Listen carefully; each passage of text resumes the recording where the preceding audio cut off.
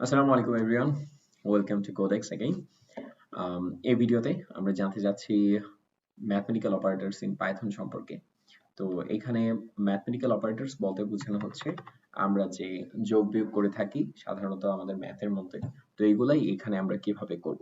তো এখানে অনেকগুলো অপারেটরস সম্পর্কে আলোচনা করব, মোস্টলি মেবি কয়টা, 7টা অপারেটরস মেবি এখানে আমি লিখে রেখেছি। ওকে, তো প্রথমে আসছে এই হচ্ছে আপনাদের সবগুলো operator. Okay, addition, subtraction, multiplication, division, modulus, exponential and floor divisions. এগুলোর মধ্যে প্রথমে আমি এডিশন সম্পর্কে বলি। এডিশন মানে কি? একদম সিম্পল যোগ বিয়োগ, তাই না? সিম্পল যোগ বিয়োগের কথা বলা হচ্ছে, আর কিছু না, তাই না? তো সিম্পল যোগ বিয়োগের কথা যেহেতু বলা হচ্ছে, এখানে আর কিছুই হবে না। ধরুন 5 এর সাথে আমরা যদি 6 যোগ করতে যাই, তাহলে জাস্ট এভাবে 5 প্লাস 6 লিখলেই হয়ে যাচ্ছে। এটাই বোঝানো হচ্ছে এখানে। আর সেম জিনিসটাই যদি আমরা এই বিয়োগ করতে যাই 5 থেকে, তাহলে জাস্ট মাইনাস দিই। তো যেরকম আমরা করে এসেছি প্লাস আর মাইনাস সেম, যা যোগ বিয়োগ করে এসেছি আমরা ম্যাথের মধ্যে, তাই এখানে।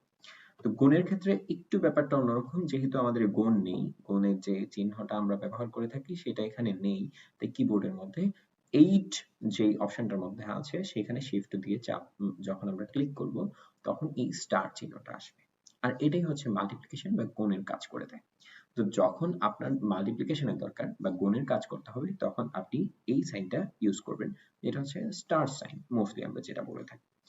আর ডিভিশনের জন্য, ভাগ চিহ্নের জন্য, যেহেতু ভাগ চিহ্নটা ডিরেক্টলি এখানে নেই, তো আমরা এখানে ডিভিশনের যে চিহ্নটা আছে, ডিভাইড করি আমরা যে চিহ্নটার মাধ্যমে, সেটা দিয়ে দিব। তো এইটাই হচ্ছে আমাদের ভাগ করার জন্য।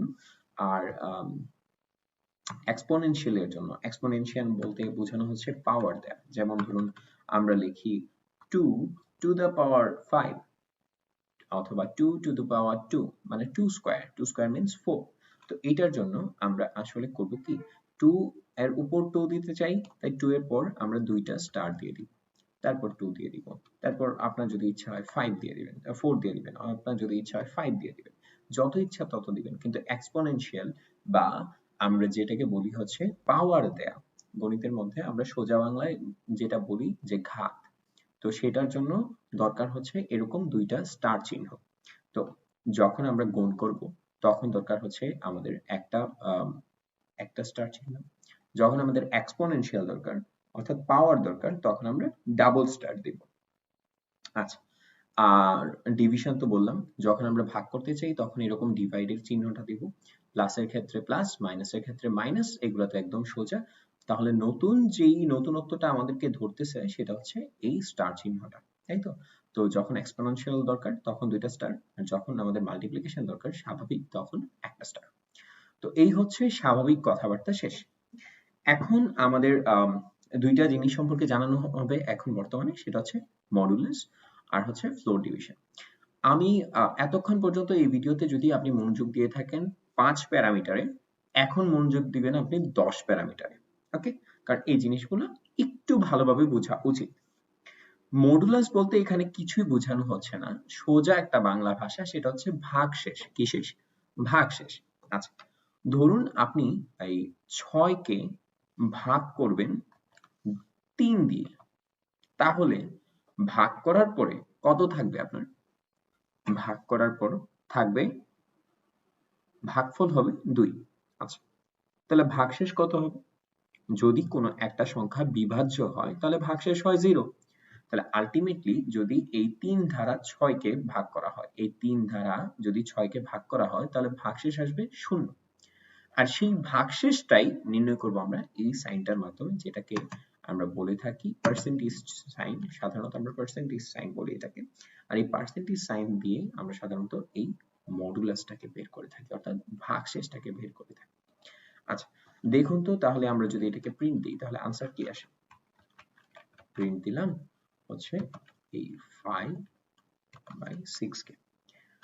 আর কোলাপ যেহেতু একটু টাইম নেই, টাইম নিতে দিই, কোনো সমস্যা নেই, কিন্তু আমরা আবারও ক্লিয়ার করি, মডুলাস মানে হচ্ছে ভাগশেষ। আর সেই ভাগশেষটা আমরা বের করি এই পার্সেন্ট সাইন দিয়ে। যেটাকে ভাগ করব সেটা প্রথমে, যার দ্বারা ভাগ করব সেটা দ্বিতীয়তে। যেটাকে ভাগ করব সেটা প্রথমে, যার দ্বারা ভাগ করব তা দ্বিতীয়তে।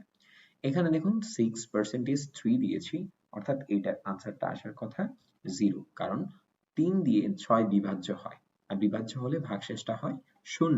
সুতরাং 6 দিয়ে যখন 3 এর মডুলাস বের করতে যাবেন তখন উত্তর আসবে 0। আচ্ছা, এখন থাকছে হচ্ছে ফ্লোর ডিভিশন। ফ্লোর ডিভিশনটা আমরা পরবর্তী ভিডিওতে আবারও কভার করব, একসাথে এতগুলো দেওয়ার দরকার নেই। তো এখন পর্যন্ত আমরা জানতে পারলাম এডিশন, তারপর জানতে পারলাম সাবট্রাকশন, তারপর জানতে পারলাম মাল্টিপ্লিকেশন, তারপর জানতে পারলাম ডিভিশন, তারপর জানতে পারলাম এক্সপোনেনশিয়াল, আর তারপর শেষে জানলাম মডুলাস। দেখুন এই 5টা আসলেই অনেক ইজি, পরেরটাও ইজি, কিন্তু তার আগেও আমি বলে রাখছি প্লাস তো আমরা আগেই করেছি, মাইনাস আগে করেছি, গুণ আগে করেছি, ডিভিশন আগে করেছি, এক্সপোনেনশিয়াল আগে করেছি, জাস্ট লেখা স্টাইলটা ভিন্ন, তাই তো? আর মডুলাসের ক্ষেত্রে জাস্ট আমাদের মনে রাখা উচিত যে x কে যদি y দ্বারা বিভাজ্য করা যায় তাহলে মডুলাস তো 0। সোজা কথা, ভাগশেষটা কি হয়? ক্লাস 2-3 এ যখন আমরা ভাগ করতাম একটা সংখ্যাকে, 5 কে যদি আপনি 2 দ্বারা ভাগ করেন, দেখুন তো এখানে আমি করি, ধরুন 5 কে 2 দ্বারা ভাগ করব, তাহলে গ্যাস করুন তো, একটু পজ করুন, পজ করে বলুন তো এটার আনসার কত হবে? 5 কে 2 দ্বারা ভাগ করলে ভাগশেষটা কত থাকে? আশা করি আনসারটা পেয়েছেন, তাই তো? থাকে হচ্ছে 1। এই যে দেখুন, এটাকে যখন আমরা চালনা করব তখন এই যে আনসার এসে গেছে 1। এটাকে আমরা যদি করি 10 কে 3 দিয়ে ভাগ করি, তাহলে ভাগশেষ কত থাকবে? ভাগশেষ থাকবে 1। তো এইটা আর কিছুই না, এই পার্সেন্টেজ সাইনটার মাধ্যমে আমরা ভাগশেষটাকে খুঁজে পাই।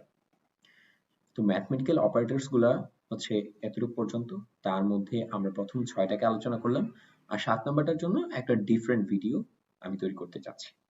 তো এই পর্যন্ত থাকার জন্য, এতটুকু বোঝার জন্য খুবই ধন্যবাদ। আর আশা করি সবকিছুই প্র্যাকটিস করছেন খুব ভালোভাবে। আর এখানে যা দেখা হচ্ছে আমি খুব আস্তে আস্তে খুব সুন্দরভাবে বোঝানোর চেষ্টা করছি, যাতে আপনাদের কোনো প্রকার কষ্ট না হয়। ইনশাআল্লাহ সবগুলা ভিডিও এরকমই বিগিনার ফ্রেন্ডলি থেকে আস্তে আস্তে অ্যাডভান্স লেভেলে যাবে, কিন্তু এরকম ভাবেই আস্তে আস্তে করেই বোঝানো হবে। ইনশাআল্লাহ সবকিছুই বুঝবেন। ধন্যবাদ সাথে থাকার জন্য। সামনে ভিডিও দেখার জন্য আমন্ত্রণ রইল। আসসালামু আলাইকুম।